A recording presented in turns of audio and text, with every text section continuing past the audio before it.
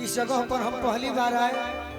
हमारे शिवेश मिश्रा भैया का स्वागत होगा गीतों से और हमारी बड़ी ही सुंदर ज्योति माही जी का भी गीत होगा। लेकिन एक गीत के बाद हम थोड़ा सा बैठे एक गम का गीत सुना देंगे आपको। दिए भाई हाँ ठीक ठीक ठीक। और हमारे निखिल यादव जी मुखिया जी के पुत्र बहुत बहुत आशीर्वाद।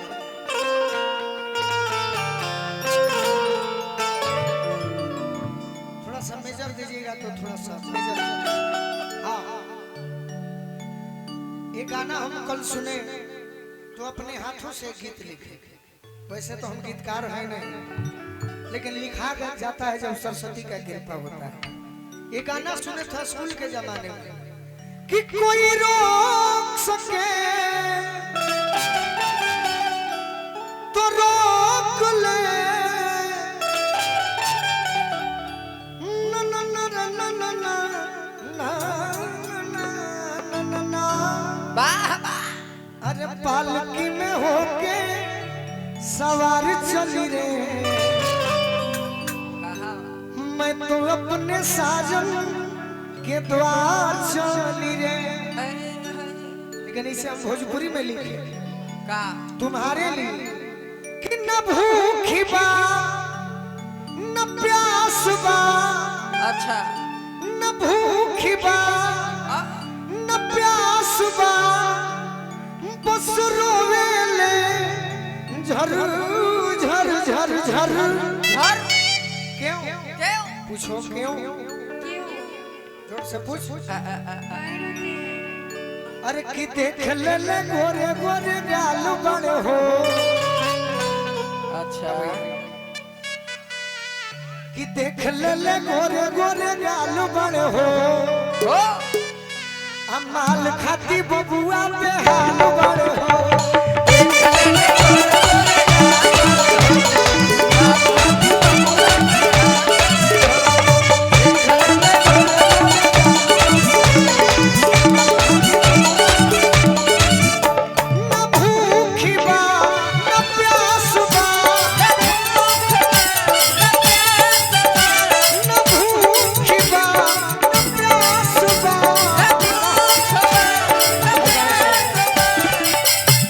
यही हमारी और आपकी जान है। इधर रह कीजिए। हम नहीं भैया तू इधर रह के भूलवा के रखल जा। अरे कि न भूखी बा न प्यास बा, बस रोवेले झर झर झर झर। क्यों पागल है? एक लड़का तुम पर क्यों पागल है? क्यों पूछो पूछो। जोर से बोली नहीं खा निकलो। क्यों पागल है? अरे देख ले गोरे गोरे गाल बड़े हो। अरे देख ले गोरे गोरे गाल बड़े हो, खाती बबुआ पे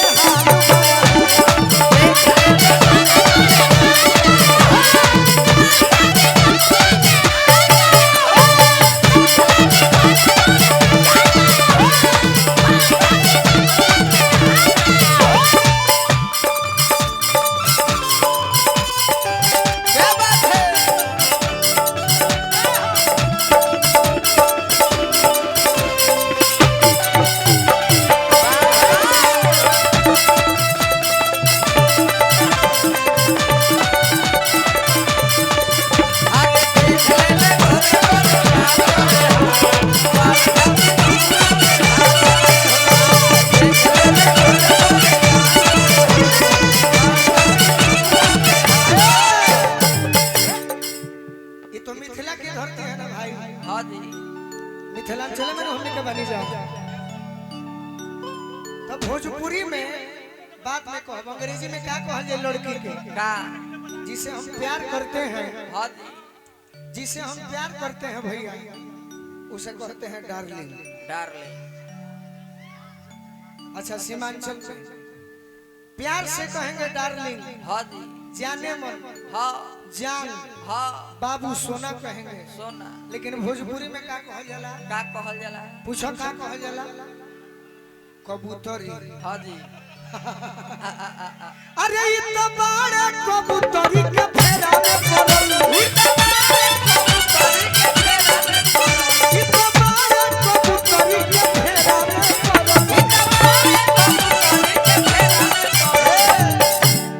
बाड़े कबूतरी के फेरा में पड़ल दिल कर लड़की के हंसी मजरल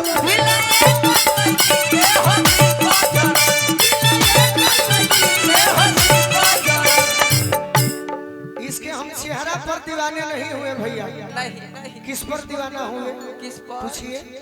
किस पर? थोड़ा जोर से पूछिए। अरे सुंघिल ले चूड़ा के बाल बड़ हो बहुत सुंदर। अरे सुंघिल ले चूड़ा के बाल बड़ हो बाल खाती बबुआ के हाल बड़ हो।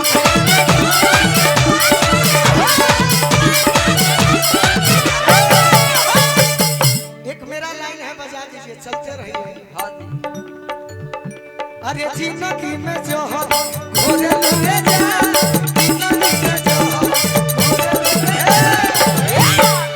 ये जो सारे यूट्यूब वाले आए हैं सारे इनको मैं अब गाली देना शुरू किया हूँ क्योंकि ये लोग अच्छा चीज नहीं चाहते। देखिए हम अकेले गा रहे हैं कोई विवाद हो रहा है नहीं लेकिन ये लोग केवल विवाद चढ़ाते हैं। सही पद्म श्री इनके चलते हमको नहीं मिला। इनके चलते क्योंकि ये लोग खाली खराब चाहते हैं कि गोलू राजा ने फलाने गायिका को रेल दिया पानी कर दिया।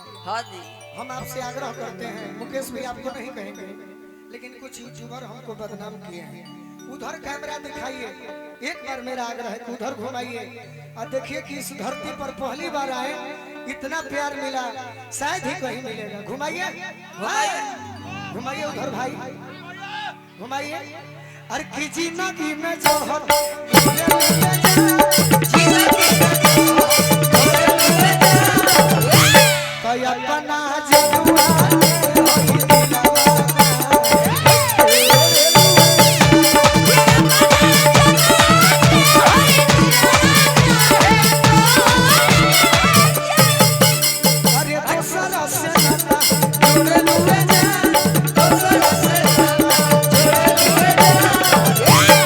अपना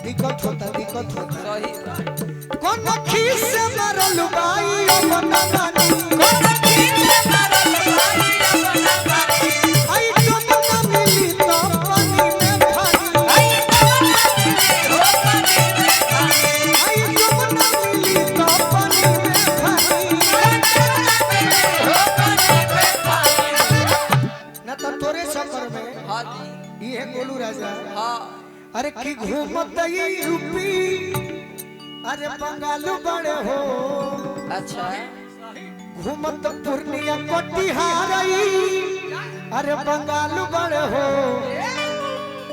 यही माल खती बबुआ पे हाल बड़े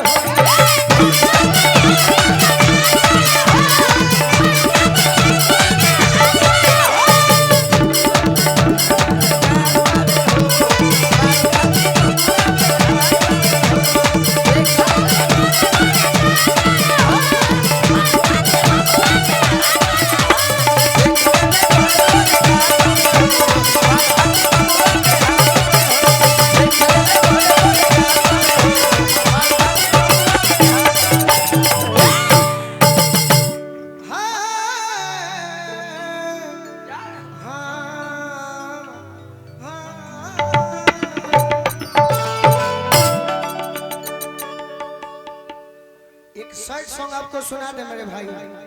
सैड सॉन्ग कौन कौन सुनेगा हाथ उठा।